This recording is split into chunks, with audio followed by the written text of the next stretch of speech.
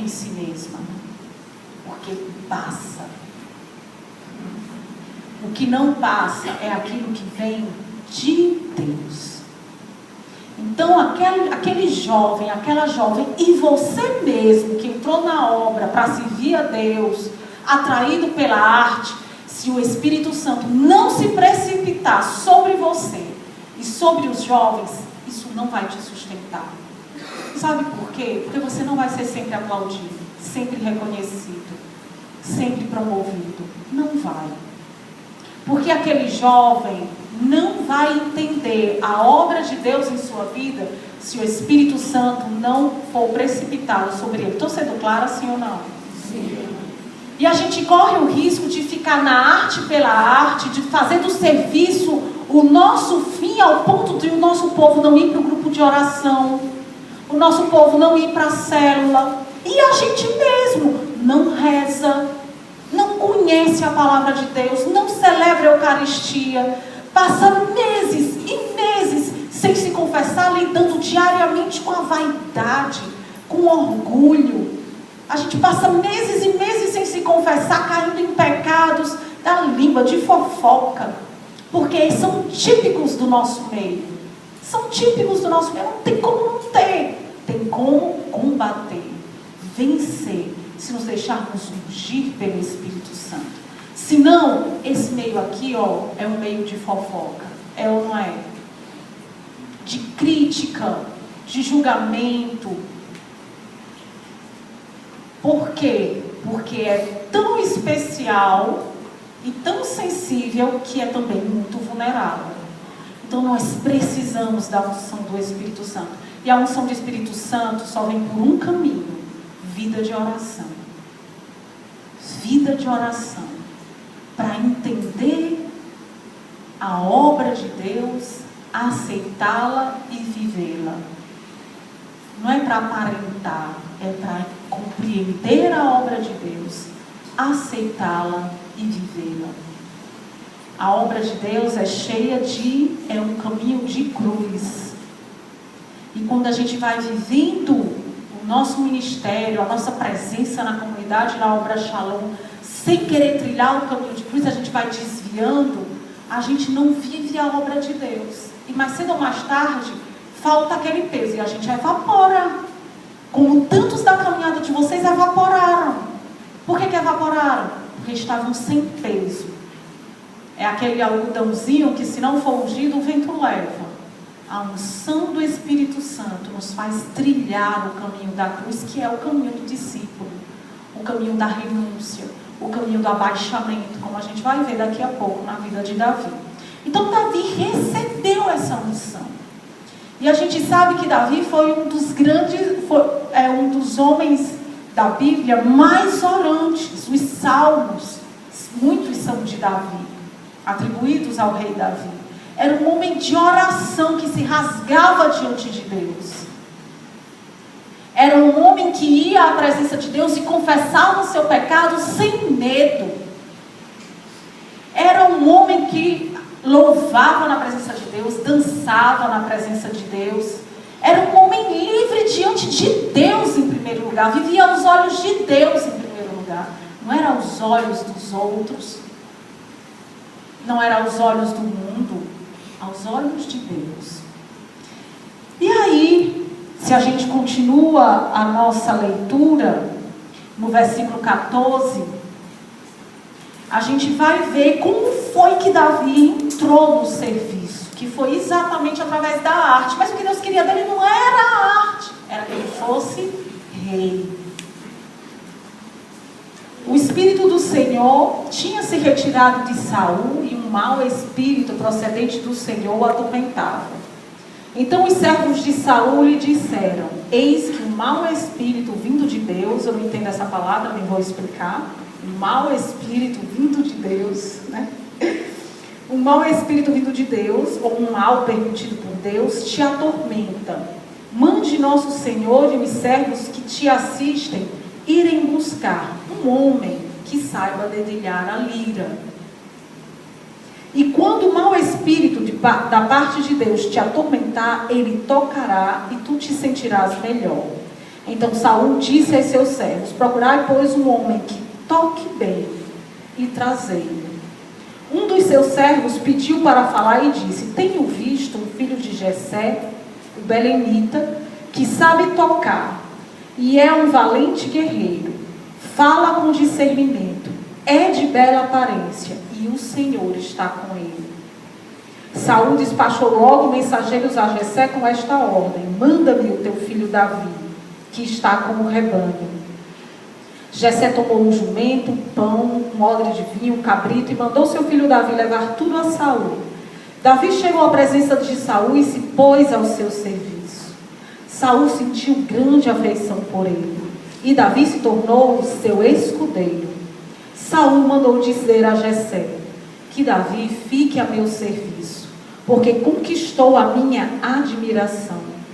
Todas as vezes que o Espírito de Deus o acometia, Davi tomava a lira e tocava. Então Saul se acalmava, sentia-se melhor e o mau espírito o deixava. Então vejam a pedagogia de Deus na vida de Davi e o meio que Deus quis se utilizar para colocar Davi na presença do rei Saul. Davi tinha todos aqueles atributos, mas Davi foi chamado porque sabia tocar bem. E aos olhos dos homens, e o critério do rei Saul foi: eu vou te colocar aqui porque você sabe tocar bem. Mas o projeto de Deus era muito maior do que simplesmente tocar para animar o rei. Era muito maior. E Davi soube ir além deste dom.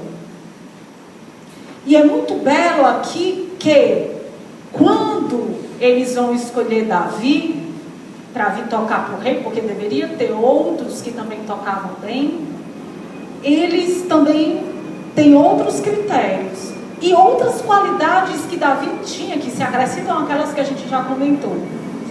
Davi sabia tocar. Davi era um valente guerreiro. O mundo diz para vocês, e é uma coisa que de vez em quando eu converso com o João Carlos, converso com o Wilde Fábio, mas o mundo diz para vocês que a alma de artista é uma alma muito sensível, muito fraca. Dizem ou não dizem? Que é melindrosa.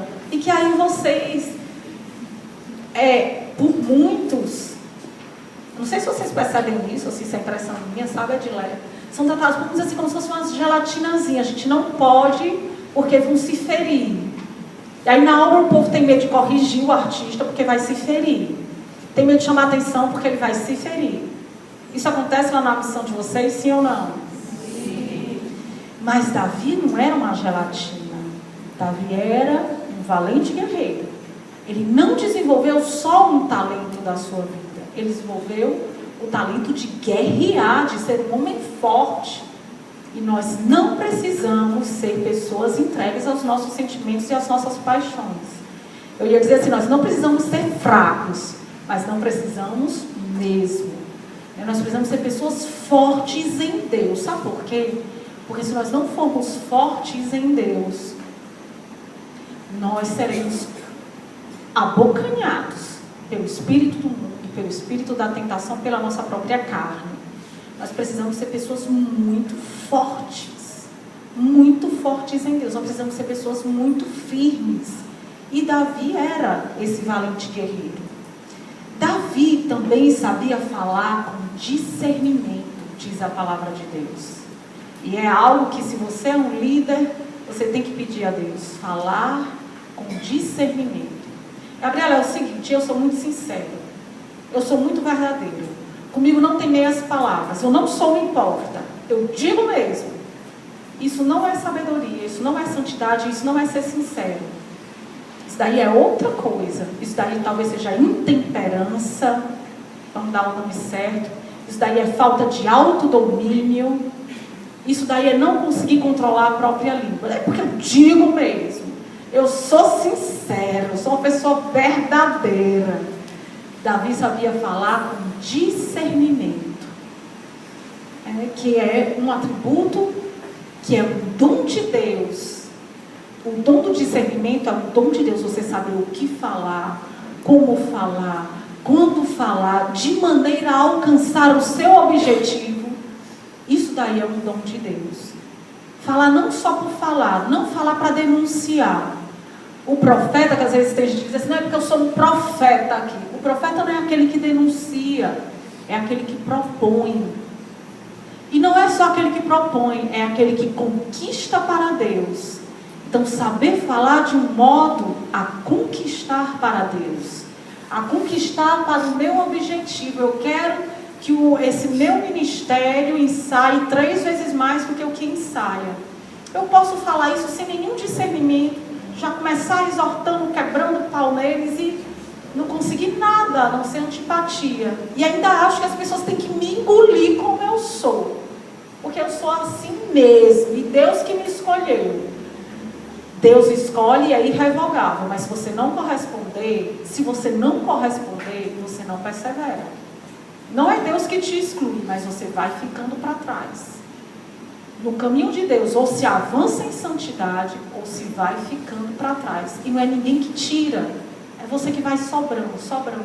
De repente sobrou sozinho. No reino de Deus é assim, né? Então Davi falava com discernimento, de novo, tinha uma bela aparência. A nossa bela aparência não é para a nossa idolatria nem vaidade, é para o serviço de Deus. E o mais belo de tudo, o Senhor estava com ele. Depois dali que o Espírito Santo se precipitou sobre Davi, o Senhor estava com ele. Era uma presença, se Davi já era de presença admirável, né? Como se disse antes, era de admirável presença, com essa presença do Senhor, e Davi encantava. E Davi encantava para Deus. É como os santos, né? Eles encantam, mas a gente não para neles, a gente quer Deus, a gente quer tocar o mistério, a vida deles não para neles. Davi encantava, porque o Senhor estava com ele. Você deseja viver isso na sua vida? Sim. É ser essa pessoa que é encantada por Deus e que encanta. Davi se colocou a serviço e ficou tocando. Mas Davi teve que enfrentar várias coisas, né? Como a gente vai ver. Não vai dar para a gente ler, mas você vai no seu deserto tentar ler.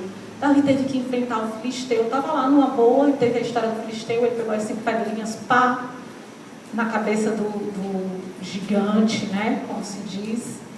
E Davi venceu aquela batalha. E depois Davi começou a sair à frente do exército. E Davi foi se entregando a outros dons que não era só o da arte. E quanto mais ele se entregava a outros dons, mais Deus ia realizando o projeto dele. Né? A gente não pode ser pessoa preguiçosa que só desenvolve um talento. Desenvolva outros talentos. A arte de falar, a arte de rezar, a arte de combater o pecado, a arte de se relacionar. Meus irmãos, desenvolvam a arte de se relacionar. Aprendam a falar, aprendam a pedir. Aprendam, eu tenho um versículo que eu vivo recitando, que é o de Sabedoria 6 ou 7, que diz: o Senhor me conceda falar retamente, porque quantas vezes em reuniões eu falo a coisa certa da maneira errada e aí acabou-se. Mas se a gente souber falar, souber se relacionar, gente, então a gente precisa desenvolver outros talentos. E Davi foi desenvolvendo outros talentos e foi se metendo em guerra. E Davi foi avançando, né? E é muito interessante porque Davi começou a ser provado. O próprio rei Saul começou a ter inveja de Davi e começou a persegui-lo. E Davi precisou fugir.